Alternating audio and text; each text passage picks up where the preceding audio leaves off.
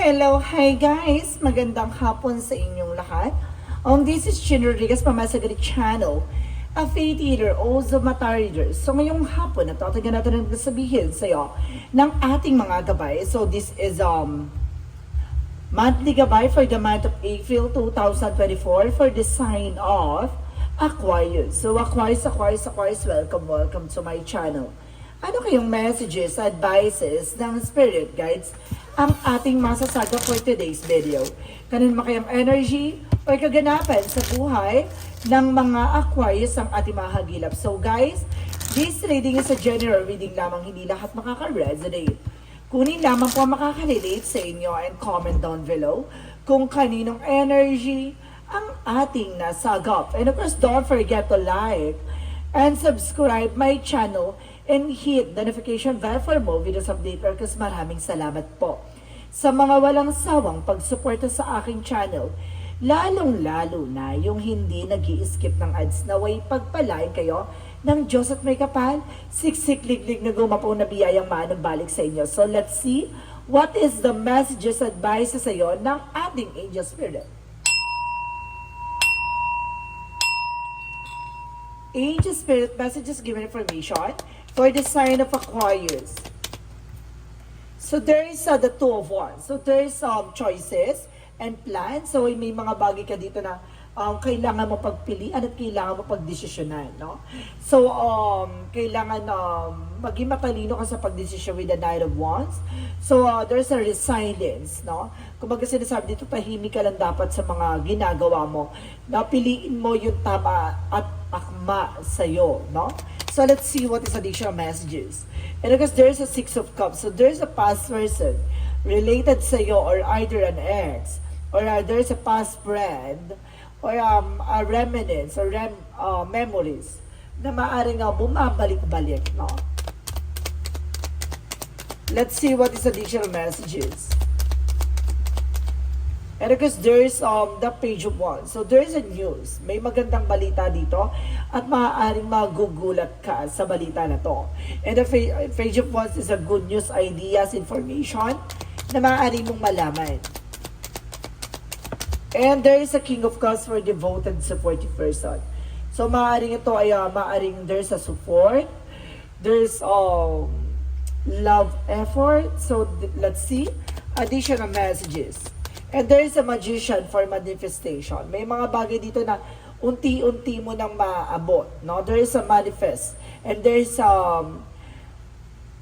there is information with the power of God maaring mo makuha, no? In the God perfect time. So there's a Ten of Pentacles. So there's a long-term success and long-term investments. And of course, financial security. So sinasabi nito pang matagalan to. And of course, makakapili ka with the Two of Wands. So let's see what is the Knight of Wands.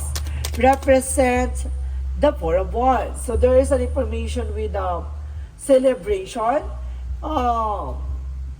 Sinasabi na napakalapit mo na sa success. At sinasabi na napakalapit mo na dito para makamit tong celebration na to. It's either homecoming or family gathering, or some of you guys maaaring makakauwi ka na galing sa ibang bansa, or uuwi ka na ibang bansa, magkikita-kita kayo ng pamilya mo, or either guys, there's a celebration coming in. And there's an information with the Six of Cups with the Justice card. So maaaring kinakarma, no, ang iyong ex or your past relationship or past person, or either your ex-friend, no? Kumbaga maaaring kinakarma siya buhat ng ginawa niya sa iyong hindi magandang pangyayari, no? So let's see what is the Page of Wands. So there's an Eight of Pentacles. So there's a focus, no? Being dedicated sa ginagawa. So ibig sabihin nito, the more na parang tuloy-tuloy yung ginagawa mo, continuous ka dyan.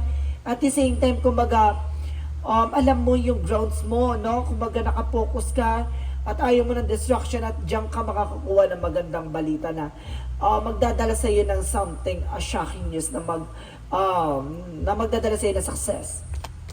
The King of Cups represents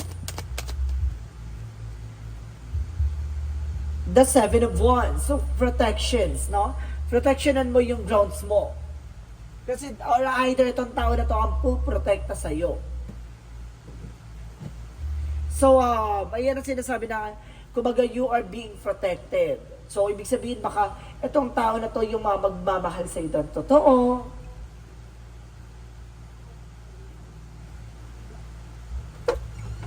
Baka yan yung magpapatunay sa'yo na love can exist. The Magician represent the King of Pentacles. So there is security, no? Kumbaga, this is the power of God na yung mga bagay na mamamanifest mo, yung mga bagay na nakukuha mo. Kumbaga, with the King of Pentacles, hindi siya kagad nawawala kasi secure siya. Kasi will siya ni God no? Kumbaga, binigay yan sa'yo, karapat-dapat talaga yan sa'yo dahil sa lahat ng sakripisyo mo, no? Kumbaga, nasa isang battle siya na kumbaga pa isa-isa or kumbaga, dahan-dahan mo lang siya makukuha, hindi siya bigla at hindi siya kagad mauubos. Ganon. Kumbaga, napaka-secure niya na ipinagkalob sa'yo na ating pong may kapal itong opportunity na to na pangmatagalan. So, let's see what is the Two of Wands and of course the Ten of Wands. And of course, there's an information with the Six of Pentacles. So, oh my God, there's a giver receiving something by the universe. So, magtutuloy-tuloy na nga siya. Ito na yung papasok na magandang mensahe na lalakas ang iyong negosyo o hanap buhay, even your source of income. So, Nine of Wands and the Four of Wands. Let's see additional messages. So, there's a full card for a new beginning. So, magkakaroon ka talaga ng bagong simula dito.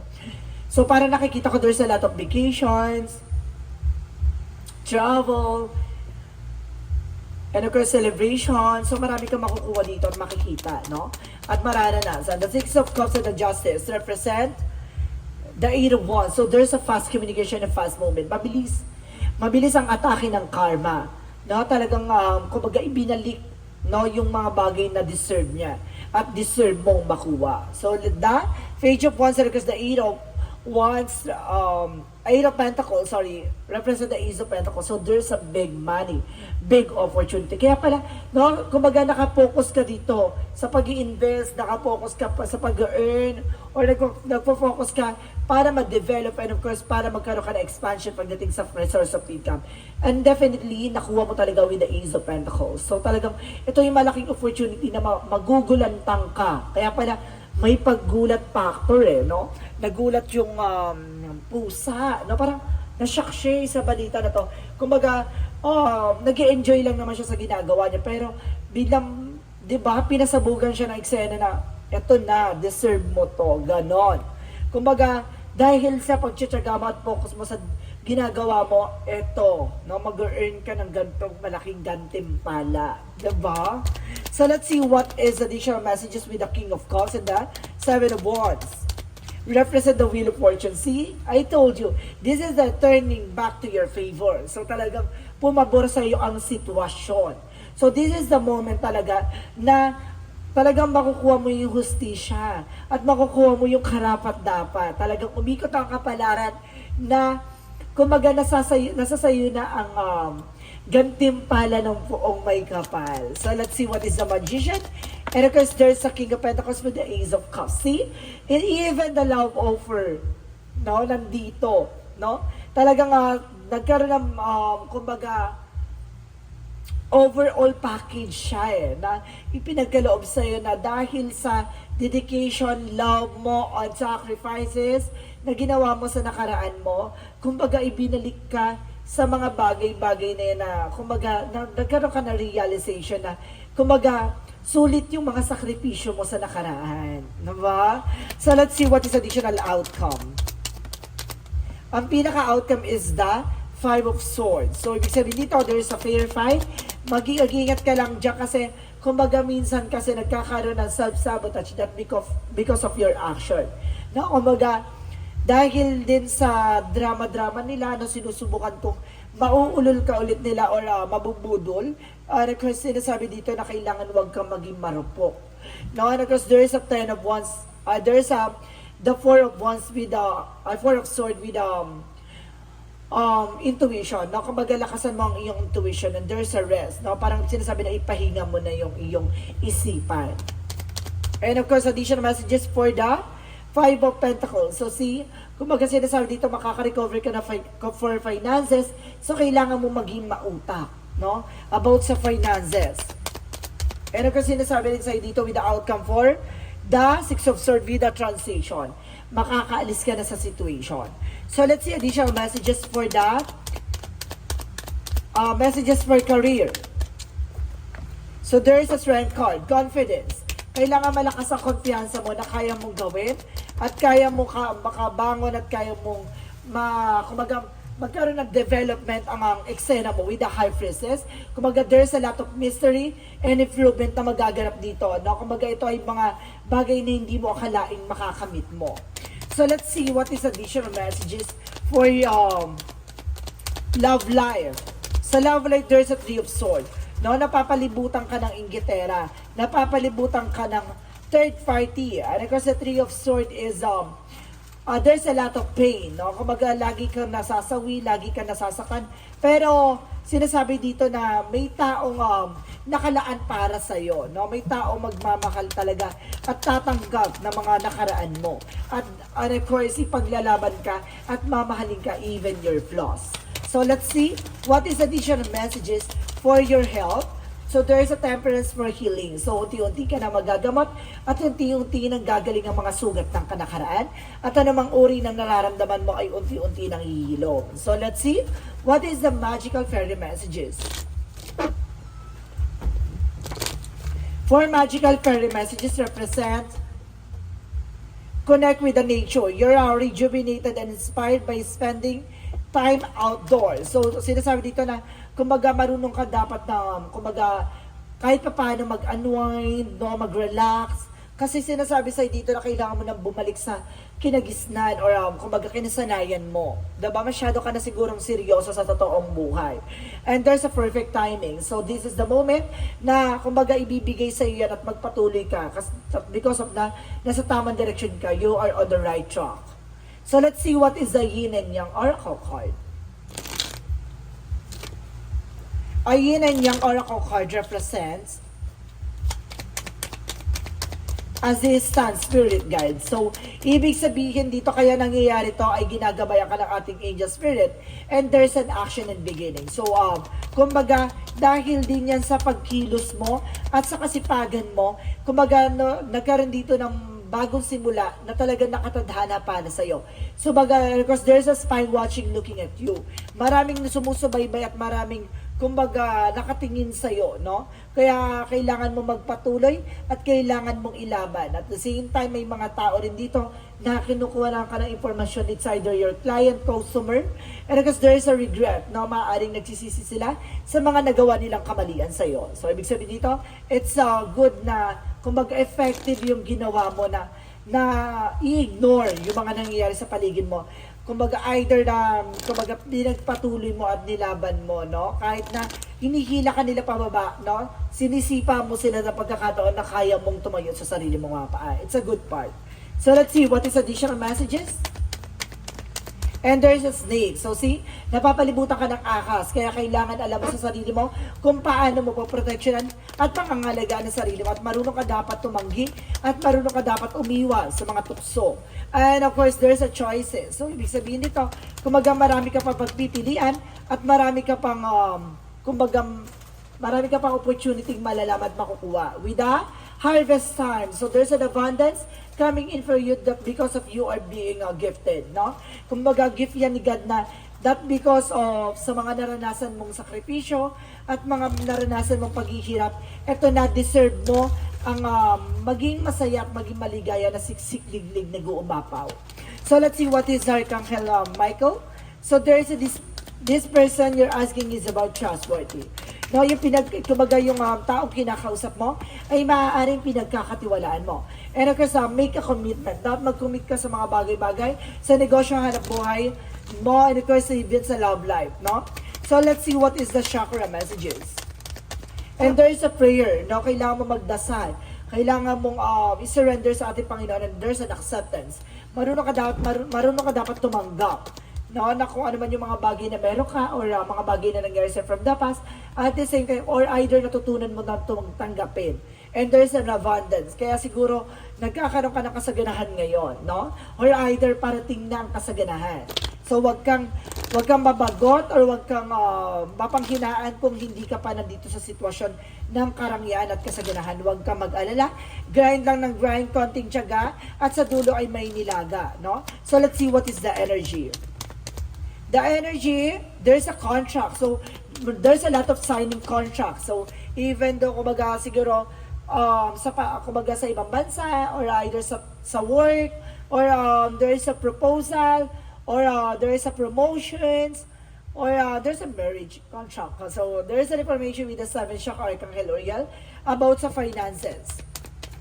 And there's a happy family. At the same time, kumbaga magiging masaya ang iyong pamilya at magiging masagana. After the storms, there's a rainbow. No, kaya parang, 'di ba, dito sa pamilya mo may rainbow na parang, 'di ba, nagsasaad ng kumbaga kalayaan, no? Sa mga crisis or sakripisyo. So let's see, what is Arcangel Raphael? Second opinion. So kailangan mo na sa kumbaga pangalawang options or pangalawang opinion, there's an inner authority. Ikaw pa rin ang magsusunod, ikaw pa rin ang susunod at susundin mo dapat ang kumbaga intuition mo para na sa ganon, kumbaga makuha mo yung mga bagay na inaasam-asam mo. So let's see what is additional messages for angel spirit. And there's an animal. So some of you guys animal lover, ha?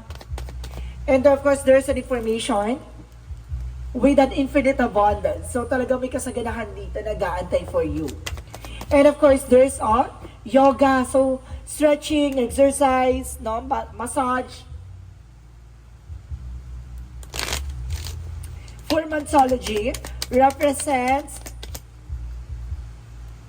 a win-win outcome forecast. So ipapanalo mo tong eksena na to and hold your vision. Panghawakan mo kung ano yung kumbaga alam mong tama, no? Alam mong kung saan ka, no? Kumbaga matalas ang instinct mo dito, eh. And there's an information with the service. So some of you guys know public servant or tumutulong ka, no? So let's see additional messages for acceptance. So see, double clarification ng dalawang lumabas na pagtanggap, no? Siguro may mga bagay siguro hindi mo matanggap sa nakaraan, or may mga bagay na unti-unti mo natatanggap, or may mga bagay na kailangan mo tanggapin na hindi lahat ng nasa paligid mo ay totoo sa'yo. Additional messages for angel spirit. And there's the seas of Mintaka for seeing potential, no? Kumbaga nakikita na sa yung potential na kaya mong baguhin ang buhay mo. So let's see, what is the Jesus loving quotes? For Jesus loving quote said, if you have faith as a great mustard seed, you shall say unto the mountain, remove hence to the yonder place, and shall be removed. So see, kumbaga, kung naniniwala ka, nananampalataya ka, or kumbaga malakas sa paniniwala mo sa tinanim mong binhi, so mga bagay na ginawa mo, no, ilalayo yan ng ating Panginoon sa mga bagay na hindi makakabuti sa iyo. No, kumbaga, huwag kang magtaka. Kumbaga kung may mga tao sa paligid mo na bigla na lang umaalis o bigla na lang nawawala o inaalis ng Panginoon sa landasin mo. Kasi yun yung mga taong hindi makakabuti sa'yo at hindi makakapagbigay ng growth and expansion sa'yo. No, kumbaga yun yung mga tao na yan na kumbaga magkakatak sa'yo hanggang sa kalugmukan, kumbaga inilalayo sa'yo ng Panginoon niya kasi hindi ka dyan mag-grow at walang development na magaganap. No? So let's see what is additional messages for Angel's number. Angel's number represents 00. There is a lucky ship. So ito na yung swerte, no? Iikot na. Pursue your goals and get what you want. It will provide wonderful benefits for you and the people you hold dear. Your ability to communicate is improving at this time, which will make it easier you to interact with the board spectacular of an individual. So, ibig sabihin dito, yung swerte na parang binago ng tadhana, no? There's a love, peace, and hope talaga. Kumbaga, there's a transferring for responsibility to others. And there's a progress and creativity. Talagang may pagbabago magaganap na dito na parang hindi mo inaasahan na magdadala sa'yo na positive outcome. So, let's see what is the angel's answer. Angel's answer, give me information po. So there's wait. Marunong ka dapat mag-antay, no? And of course, sinasabi dito, there's a recovery, diba? Unti-unti ka na makaka-recover and there's a look for a sign. So, ibig sabihin dito, maniwala ka at magtiwala ka sa sign na ibinabatid sa iyo ng ating mga gabay. So, let's see, what is the Romance Angels? And there's a past life relationships. Talagang meron taong tungkol sa nakaraan. No, nasusubukan bumalik and there's a new love. May bagong pag-ibig na papasok at magpapatibok at magpapabago sa mga pananaw at mga prinsipyo mo sa buhay. So let's see, what is the synchronicities?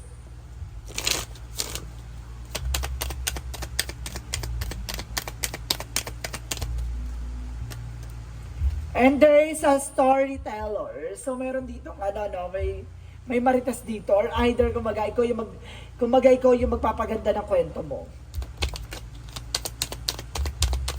Or meron ditong nagchichismis sa'yo. And there is a silence. Kailangan tahimik ka lang, no? Huwag mong, kumbaga kung ano man yung improvement or development sa buhay mo, huwag mo na kailangan ipangalandakan sa kanila na kung ano yung mga achievements mo. Hayaan mo silang mamatay sa inggit. And there is resilience or resilience and silence. Talaga sinasabi dito, kailangan tahimik ka. Not sever your mouth. So let's see what is the messages of life. Together in the light. So sinasabi dito, I give things for all who enter my life. I understand we are all exactly who and where are supposed to be, and everyone contributes to each another personal growth. Every reaction someone's draw for me is a gift for their soul to mine, meant to help me, free me from my inner conflict. Today, by focusing my own development rather than on others, plus, I become one with the divine. So see, kumbaga ngayon nauunawaan mo na yung nangyayari sa'yo na kumbaga, ikaw din ang magsisilbing liwanag at sasama ka sa kaliwanagan at makikita mo at matutuklasan mo ang pagbabago magaganap sa buhay mo. Diba? Kumbaga unti-unti mo na de-develop at unti-unti mo nakikita ang malaking kaganapan at pagbabago sa buhay mo. So ibig sabihin dito, magpatuloy ka nang wala kang pinakikinggan sa paligid mo na naghahatak sa'yo ng negativity, bagkus alam mo sa sarili mo kung ano yung paniniwala at paninindigan mo. Na magpatuloy ka at tignan mo ang liwanag sa hanay mo at tignan mo ang magsisilbing magandang landasin sa hinahanap mo. So guys, this is a monthly gabay for the month of April 2024 for the sign of Aquarius. So Aquarius, maraming salamat for this wonderful reading. So once again, this reading is a general reading lamang, hindi lahat makaka-resonate. Kung hindi lamang pa makaka-relate sa inyo, and comment down below kung kaninong energy ang ating nasagap. And because don't forget to like and subscribe my channel and hit the notification bell for more videos updated. Because maraming salamat po sa mga walang sawang pagsuporta sa aking channel, lalo na yung hindi nag-i-skip ng ads, naway pagpalay kayo ng Diyos at may kapal, siksik, liglig na gumapaw na biyay manabalik sa inyo. Maraming salamat po and see you in the next video. Bye-bye and babush!